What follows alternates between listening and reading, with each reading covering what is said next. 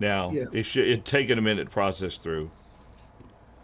And as I was headed here and got here, it was snowing enough to cover the ground just this morning. But I mean, just just enough.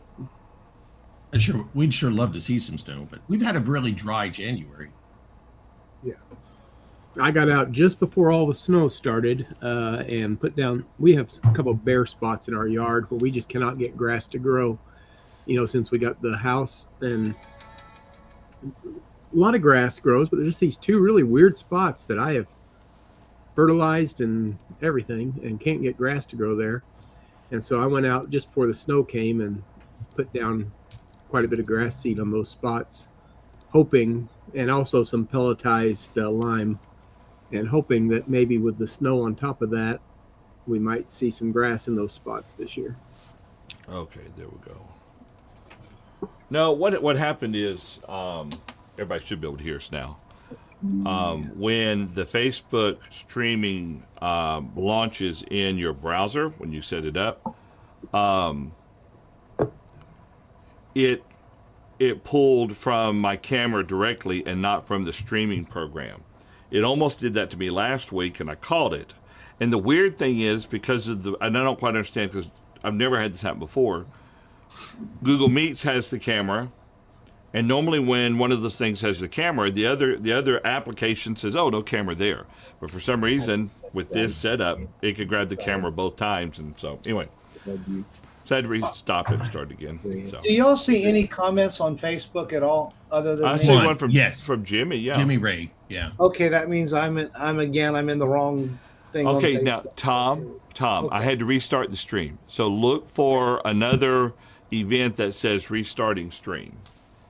I had to actually refresh, kill Facebook entirely in my browser and restart Facebook because it kept grabbing the old one. Okay. I'm wearing camo this week. Where are you? I know, but that you could tell I haven't ever worn this online before. So I assumed it was some kind of political statement.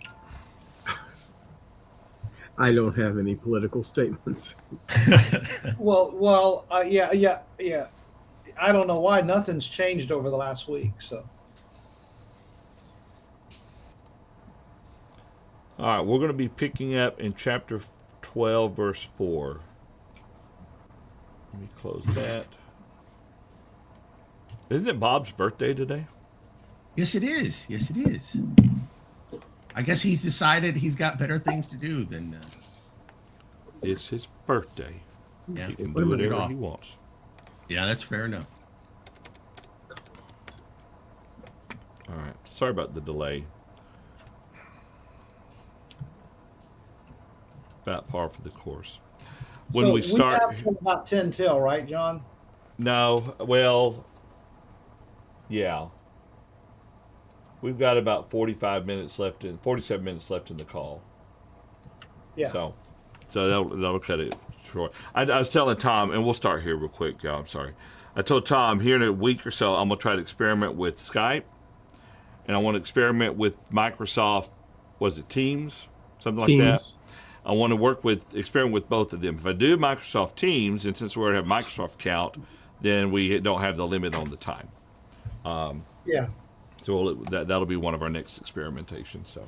Yeah, and most of us have Microsoft, I assume. I know I do. So. I would think so. Yeah. I'm gonna fade out. We'll be right back.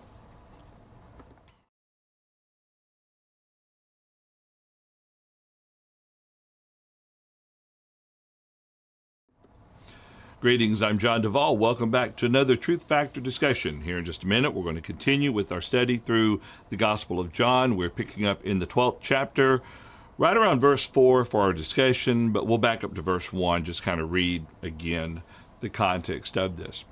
We appreciate you taking time out of your busy schedule to join us for our study. If you have any thoughts or comments you'd like to share with us, please feel free to do that. You can use the comment section that's connected with this live stream on Facebook, or you can use the chat area connected with the live stream on our YouTube channel. We do have a website, truthfactor.com. You can view live there on the live broadcasting page. There is a form below, I believe, that you can also submit a question or comment, unless I've disabled that. I can't remember. Anyway, we had a lot of spam coming in, so I may have disabled it. The second thing is, though, you can email us. Send it to questions@truthfactorlive.com, as you see on the screen there. Questions@truthfactorlive.com. All right, gentlemen, y'all doing all right today? All right. Let's continue with John chapter 12. We'll start in verse 1. And Tom, if you would, let's read beginning in verse 1 and let's read through verse 8. I think it would probably be fine. All right, so chapter 12, verses 1 through 8. Please. The New King James Version is what I'm using.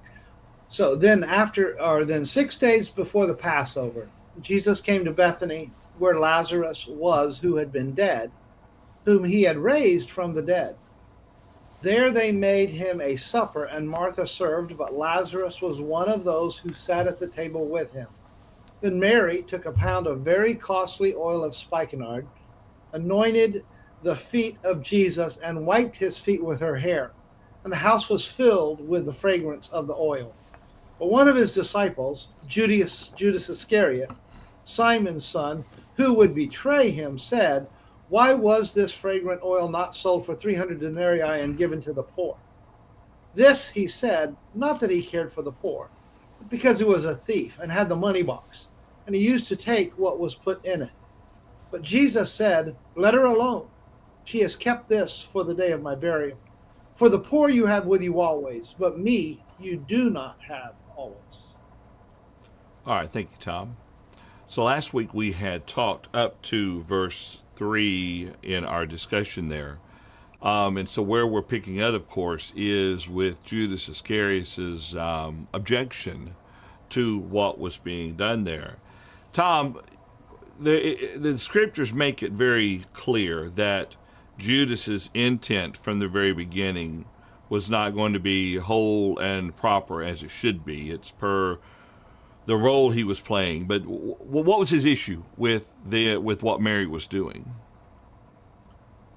Well, what we're told is what he says outwardly and who he is inwardly are two different things.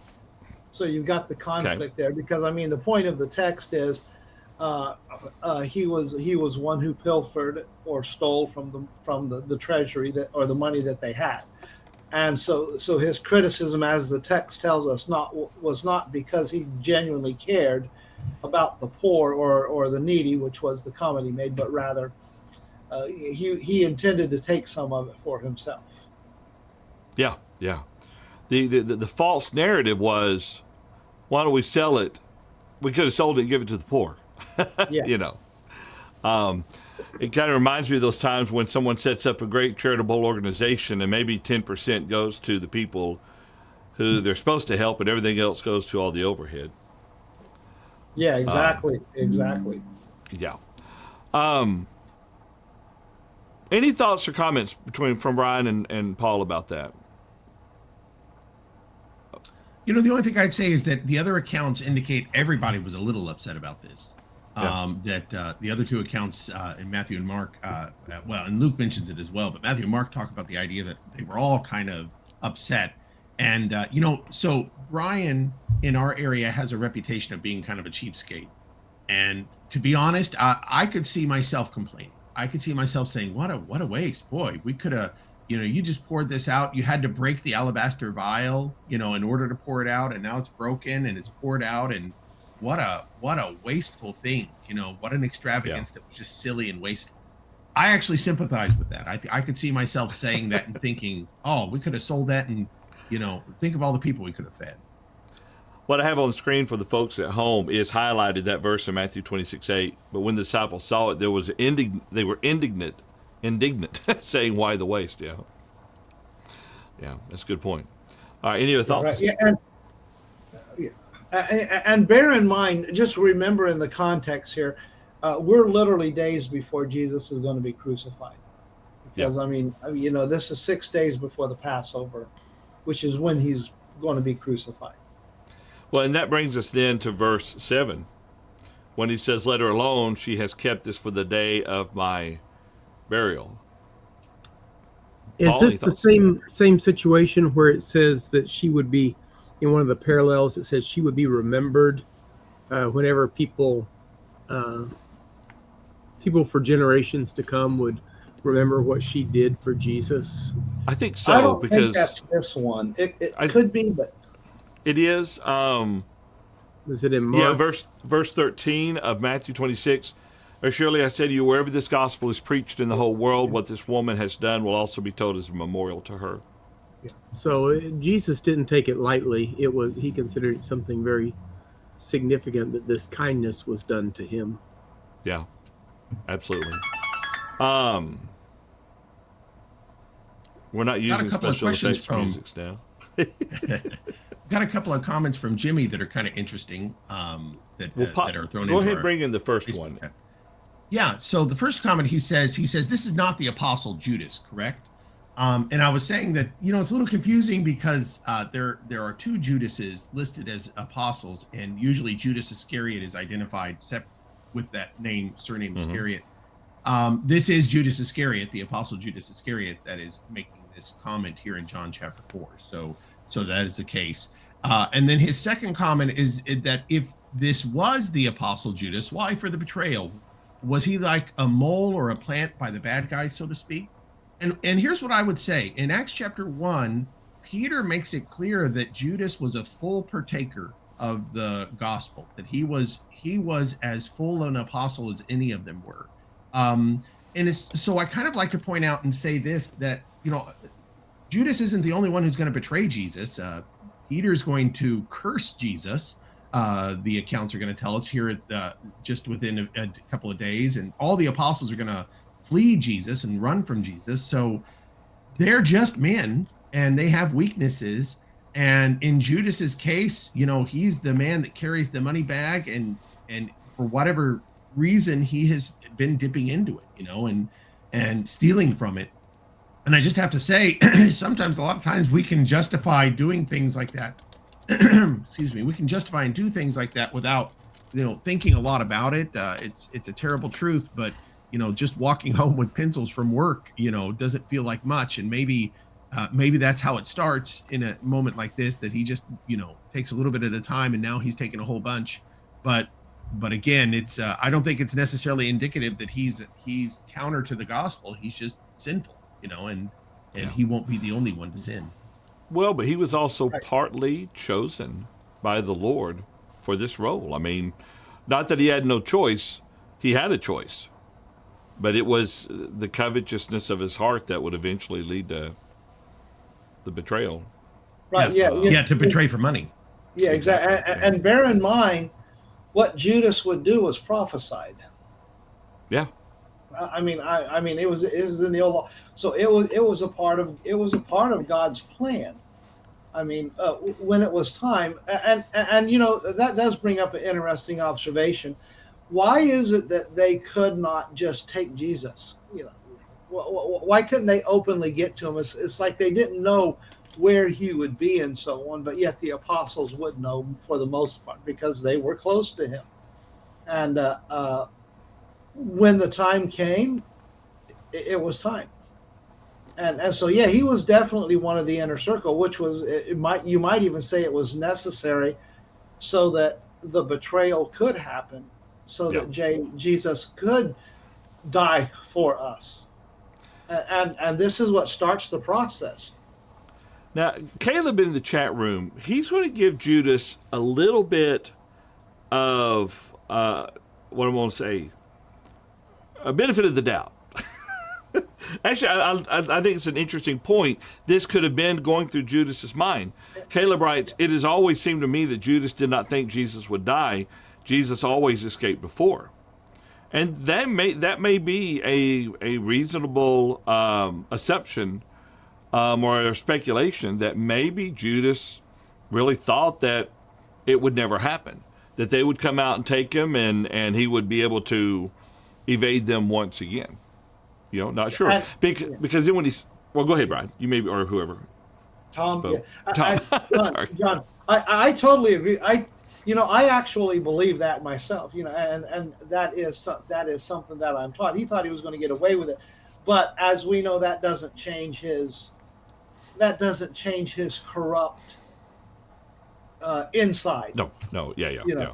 I mean, it's just he didn't expect Jesus to die because, and it's a great point because he regrets it. He goes, I mean, and Matthew goes into detail about the regrets. He tries to undo it.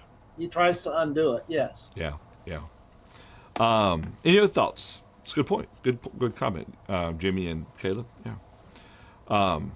Verse 8 then goes on to say, and this just goes back to their excuse on why wasn't the oil sold and used for to help the poor. He says, for the poor we have with you always, but me you do not always have.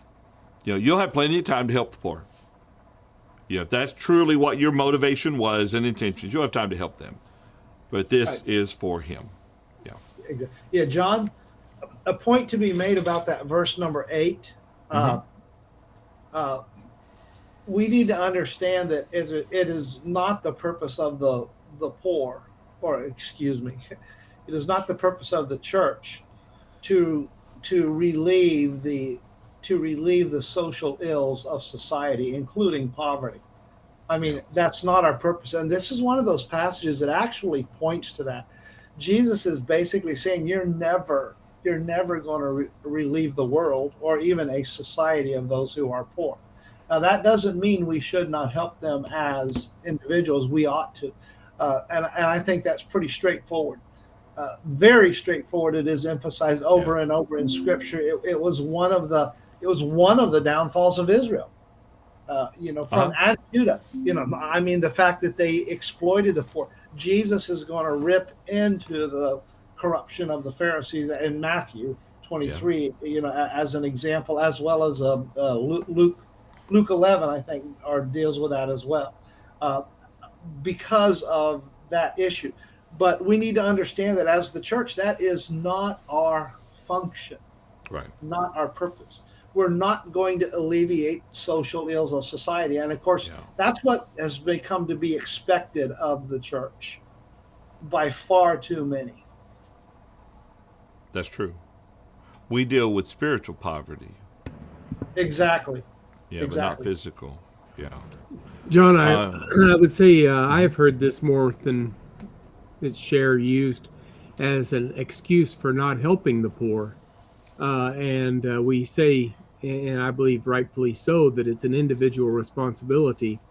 But I think we miss out sometimes, and this would be a different study, I'm afraid. But I think we miss out sometimes by saying, oh, that's an individual responsibility, and so the church isn't going to do that. Well, if it is an individual responsibility, then I am individually responsible for helping the poor. Yeah. And as you have opportunity, and means, you do it. Yeah, it's a good point. All right, any other thoughts? David makes a good comment in the chat room on the Facebook side of the world. He writes, they didn't know Jesus would rise up from the grave. They thought he would just stay there. They didn't think, I might even say they didn't think he was killable. I'm guessing a little bit there, but a side note, completely astray from this. Have y'all ever thought about the fourth temptation of Jesus? And what I mean by this, a little bit tongue-in-cheek, but I wonder. Remember in Mark's account, Mark chapter 8, where Jesus is telling them that you must die. Peter says no, and he said, "Get behind me, Satan." I hadn't really thought about that till last night. We were in our young adults class. That's kind of like the fourth temptation of Satan. Not really from Satan. It's from Peter, of course. But the first three, and then this one kind of appeals to just Peter basically saying, it's not going to happen. You shouldn't be telling people this is going to happen. Never thought about it as a fourth temptation. But, and it's like the other ones. It wasn't, well, let me not go there. Anyway, sorry. Getting a little bit astray. John's long enough. We don't need to jump into Mark right now. And that's a great observation. My only comment is we don't know how many times Jesus was tempted. Oh, because yeah, that's right. yeah, I mean, you know, when you go to the accounts of the temptation, it literally says there afterward in one of the accounts that he left him for a time or Yeah. for a season, depending on your translation. I mean, we know. I mean, Satan knew that if he could stop Jesus, he was going to win. Yeah. Just the fact he calls Peter, "Get behind me, Satan," you know. Yeah, And I knew it wasn't really Satan, but, you know, it's, yeah. exactly. Okay. Any other thoughts or comments about that? That'll come up in the next chapter, actually. Whenever we see Satan, the Bible will say Satan will enter Judas. And I, again, just always think it's very interesting that you have in Matthew, I was thinking Matthew 16, but Mark 8, Satan working through Peter and Satan working through Judas. And again, these are the two apostles that have such an interesting dynamic with Jesus, even at his betrayal, where, again, Peter, betrays Jesus by cursing him, and Judas betrays Jesus by setting him up. Satan working with both of them, so to speak. It's just an interesting idea. That's a good point. I didn't think about that, but that's what he says to Judas, yeah. All right, real quick here, let's go ahead and look at the next 3 verses. Just kind of segue into the next section there. He says, "Now a great many of the Jews knew that he was there, and they came not for Jesus' sake only, but that they might also see Lazarus, whom he had raised from the dead. But the chief priests plotted to put Lazarus to death also, because on account of him many of the Jews went away and believed in Jesus."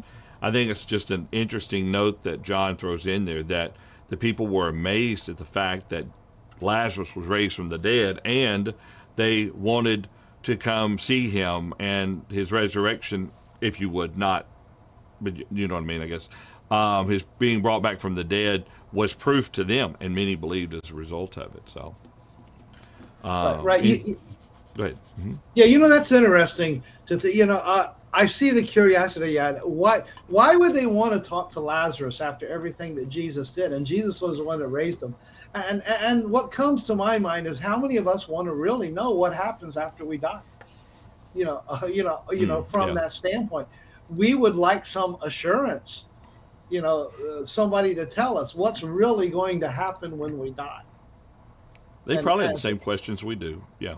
Oh yeah. I mean, there's a big issue going around, when I say issue or whatever, in various places where people have taken an interest in quote unquote after death experiences. Yeah. People that died and then, or supposedly died, and then they came back, and they try to talk about all those things, and I don't know how to process all that. But I see that with Lazarus. I mean, Lazarus wasn't just dead for 5 minutes and then they shocked him again and his heart started up. Yeah. Lazarus was in the grave, 3.5 days. Wherever he was taken from where he was, more than likely. Wherever his spirit was likely taken from where it was and brought back. Yeah. Yeah. And if we're going to throw opinions out there, I'd say that if there was any cognitive comprehension, it did not come back with him, because it was beyond the realm of our comprehension, unless the Lord shows it like a vision. Maybe think about what Paul says, "I knew a man who was caught up in the third heavens," but he doesn't give a detailed explanation of what that individual saw. Yeah. I mean, Paul even says, "I don't know whether I was literally up there or in the spirit." Yeah. I mean, and he makes the point. He says, "What I was told, I can't tell you." Yeah. I mean, he actually said that in the text too. So yeah, I mean, that's true. And you're probably right, but that wouldn't change the fact that people would ask him, exactly, what happened while you were dead. Yep. That's a good point. All right, any thoughts or any comments? All right, we've got just enough time. We got time. Let's go ahead and pick up with verse 12. Paul, would you mind reading for us this section? Let's go through 19. Be looking at what typically we call the triumphal entry. Sure. I'll be reading from John chapter 12, verses 12 through 19. The next day, a great multitude that had come to the feast, when they heard that Jesus was coming to Jerusalem, took branches of palm trees and went out to meet him, and cried out, Hosanna, blessed is he who comes in the name of the Lord, the King of Israel. Then Jesus, when he had found a young donkey, sat on it, as it is written, Fear not, daughter of Zion. Behold, your king is coming, sitting on a donkey's colt. His disciples did not understand these things at first, but when Jesus was glorified, then they remembered that these things were written about him, and that they had done these things to him. Therefore the people who were with him when he called Lazarus out of the tomb and raised him from the dead bore witness. For this reason the people also met him, because they heard that he had done this sign. The Pharisees therefore said among themselves, You see that you are accomplishing nothing. Look, the world has gone after him. All righty. Thank you, Paul. So we go back to verse 12. This is a pretty big event as far as within the life of Jesus, as far as within the record of him, because fundamentally they were looking for what they perceived to be happening, didn't they, Paul? They were looking for kind of the Messiah to come. And this might appear to them to be the beginning stages of that. But it wasn't, Any thoughts about them laying the palm branches down in verse 13 and then what they're crying out to him? Hosanna, blessed is he who comes in the name of the Lord, the King of Israel. Anyone? Well, there's a lot of neat stuff that comes with the triumphal entry that is really interesting to talk about. What's not the most interesting, but one interesting fact here in John is just how little attention it gets. It's not given as much detail as it is everywhere else. But all the accounts would probably want us to look at the triumphal entry and then the reversal 5 days later of the same people saying, crucify him, crucify him. It's such a dramatic reversal of behavior by people. One thing is, though, that it also is important to I think in all four accounts you're supposed to get the sense that until now Jesus hasn't let them do anything. The accounts will tell us, like in John 3 or otherwise, he would go in secret, he would go quietly, he didn't make a lot of he would show up and he would teach and then he would disappear again. Like in John 10, he shows up at the temple, he teaches, he's gone again. But him coming and going, it's clear that there wasn't that was kind of kept on the down low, so to speak, that they just didn't talk about it a lot. So this time, as Jesus comes in, it's not only coming in a very bold and very open way, but it's very provocative. It's in Matthew, they're livid about this. They're telling him, tell everybody to be quiet, tell the children to be quiet. And that's where Jesus, if I'm remembering right, that's the right place. Somebody double check me. He says, if the children are quiet or if the people are quiet, the rocks would be saying, this is a really big thing. This is Israel's, great declaration of the coming of the king. Now it doesn't mention it here, but one of my favorite things about the the triumphal entry, it doesn't mention it here, is that when Jesus goes in, you would think if you were expecting the king to come and he comes in and he's the great savior of Israel, the first thing he's going to do is going to ride up to the Roman fortress, which is the Antonine fortress that sits right next to the temple. He'd ride up to the Roman fortress and he'd throw the Romans out. Instead, he rides up towards the fortress and then makes a right into the temple. And we'll see then in the next day, he throws them out. And I've always thought that's a really neat thing because, he's not cleansing the things everybody was thinking needed to be cleansed. He was cleansing the things that God saw that needed to be cleansed. It was Israel that was the problem, not the Romans, and that to me has always been kind of I've always wondered if people were cheering him, shouting him, and then when he goes in the temple, they thought, well, that's unexpected. That wasn't where we thought he was going to go. And that over the next few days, something has to happen that will cause the people to kind of shift in their view. And we see some of that on the very day he's arrested.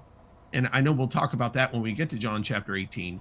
But I think there's also an element where we're really digging into some ideas about his, the things that he's coming to do aren't things that people we're expecting the person that on Sunday they're all jumping and praising. You know, he's not doing the things they thought he was going to do, and I think that's part of the reason for this big change.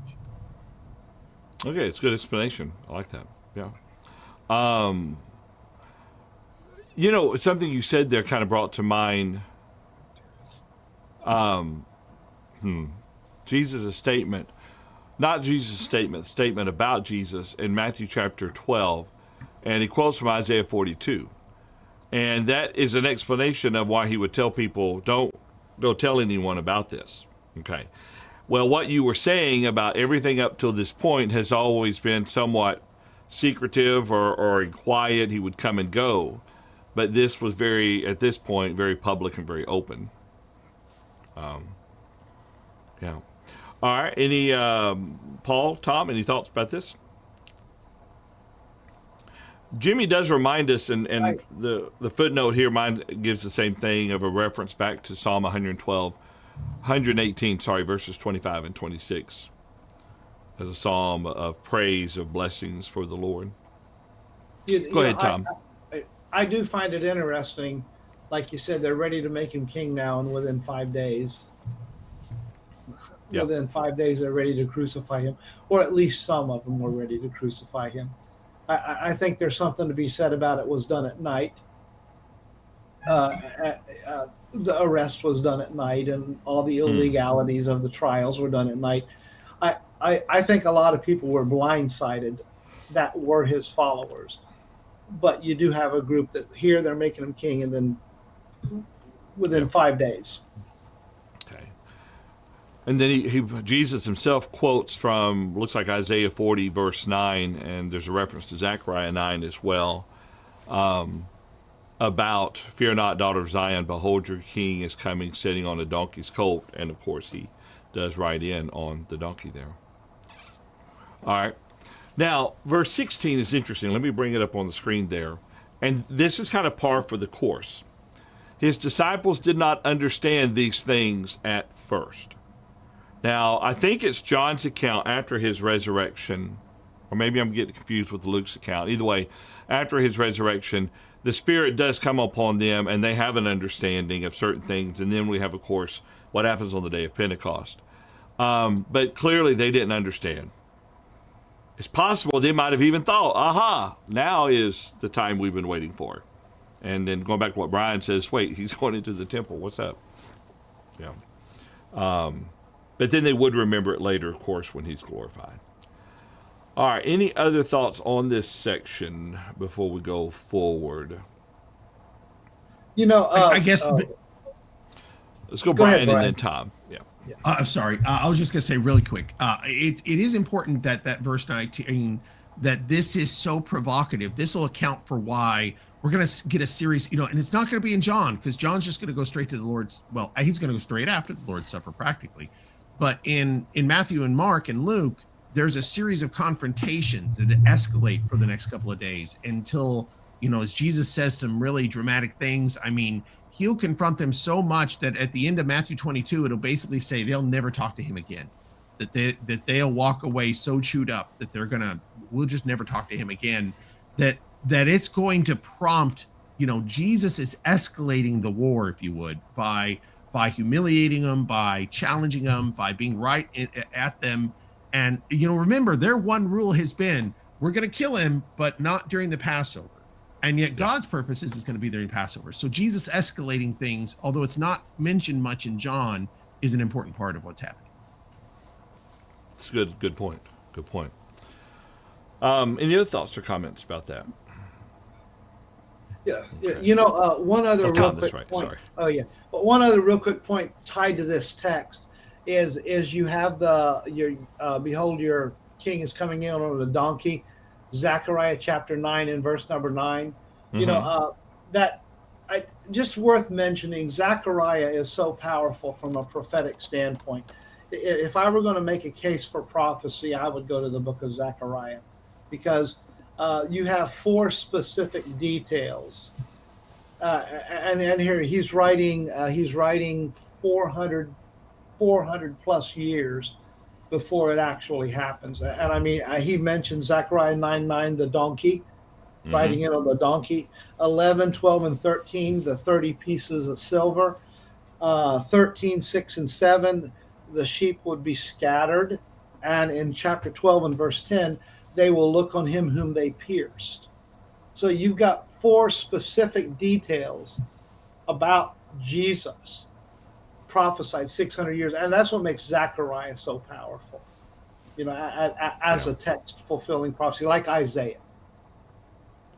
That's a good point. That's true. That's so true. All right, let's see. We have enough time. Let's move on into the next section there. And let's see. Brian, if you would, let's read 20 through 26 here. Okay, John 12, 20 through 26, and I'll be reading from the New King James Version. Now there were certain Greeks among those who came up to worship at the feast. Then they came to Philip, who was from Bethsaida of Galilee, and asked him, saying, Sir, we wish to see Jesus. Philip came and told Andrew, and in turn Andrew and Philip told Jesus. But Jesus answered them, saying, The hour has come that the Son of Man should be glorified. Most assuredly I say to you, unless a grain of wheat falls into the ground and dies, it remains alone. But if it dies, it produces much grain. He who loves his life will lose it, and he who hates his life in this world will keep it for eternal life. If anyone serves me, let him follow me, and where I am, there my servant will be also. If anyone serves me, him my Father will honor. Okay, thank you, Brian. So we're going back up there to verse 20, and we have a group of individuals came to Philip, and they asked to see Jesus. Sir, we wish to see Jesus. Philip came, told Andrew, and in turn Andrew told Philip, and Philip told Jesus. Brian, what are your thoughts about his response here to this request to be seen?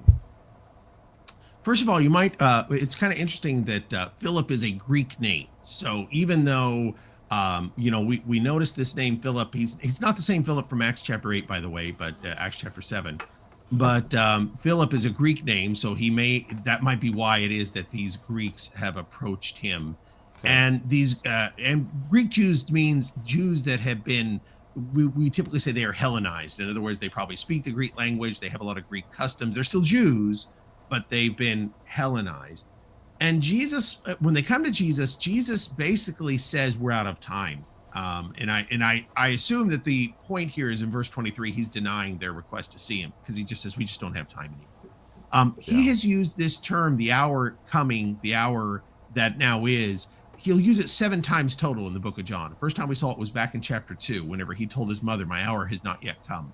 And he'll say it, I want to say he says 3 ways one way and 4 ways the other, and I can't remember which one's which, but he'll say three or 4 times it's, my hour's not yet come, his hour had not yet come, indicating it wasn't time to die, But now he's saying my hour's come. And the significance here is that Jesus is telling them, although they're not going to follow this, I'm about to die. The time we've been talking about, and there have been some neat comments brought up about Jesus having explicitly told his apostles repeatedly, I'm going to die, and just how little they really comprehend what he's talking about.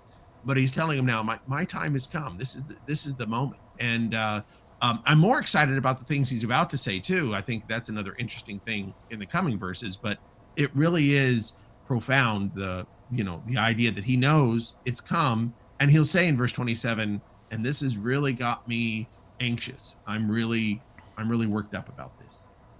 Yeah, that's a good point. I love the wheat illustration or the grain. It has to fall, it has to go into the ground in order for it to produce much. And that's what he would do. Yeah. Any thoughts about 25 and 26? About he who loves his life will lose it, etc. I think in those verses that he's basically setting them up for the commitment that is expected. Yeah. And he's made statements similar to this before, or about the importance of commitment and what's going to happen. But I think this is just a reminder And when you consider the things that are about to happen with his apostles, this just serves as a reminder. And I think it tells us something, that when the things that happen do happen, and what I'm talking about is Judas betraying him, Peter denying him, all of them forsaking him, everything else that happens, even though Satan is at work influencing them, they still had free will. And I see this reminder here. Now Jesus knows that, if you will, they're not strong enough at this moment to resist what's going to happen, but I do see that in those verses. Okay. All right. It's a good point. Paul, do you have any thoughts on this? Well, I was looking at this. I was kind of thinking about when James and John asked to sit at the right hand of the Father, and right hand of Jesus, when he comes into his kingdom, that he says, you don't know what you're asking for. It's not mine to give. He says, but what I'm going to experience, you're going to experience too. And not exactly the same, but that they were going to suffer persecution. And I thought about this passage, that there's going to come a time in which they're going to have to make a stand, and it's going to cost them very dearly. And I mean, it's absolutely true. It's true that though we have to love Jesus, whatever sacrifice we make, he is worthy of that sacrifice. So. Yeah. It's interesting how frequently, like, preachers will quote, and I've done it before, verse 25. He who loves his life will lose it, and he who hates his life in this world will keep it for eternal life. But the context in which Jesus says that is so much greater, So, well, I'll tell you what, let's go ahead and we'll call this a good stopping point for today. It's about 11:47. It's kind of a shorter study. But the next section we want to spend a little more time in, or at least have a little more time to discuss. Brian had mentioned earlier, coming off that conversation, and then the intensity of what Jesus is feeling begins to really develop, being expressed in the text there. And so we'll start with that next week. All right, any other thoughts or comments about this? Okay. All right, I'll tell you what, appreciate everyone joining us today. Appreciate the comments in the chat room. If everything goes according to plan, Lord willing, we'll have a study again next Thursday at 11 o'clock a.m. Central Time. And we'll pick up here in John chapter 12, there in verse 27. All right. All right, everyone, we'll see y'all next week. Y'all have a wonderful week. All right, bye-bye.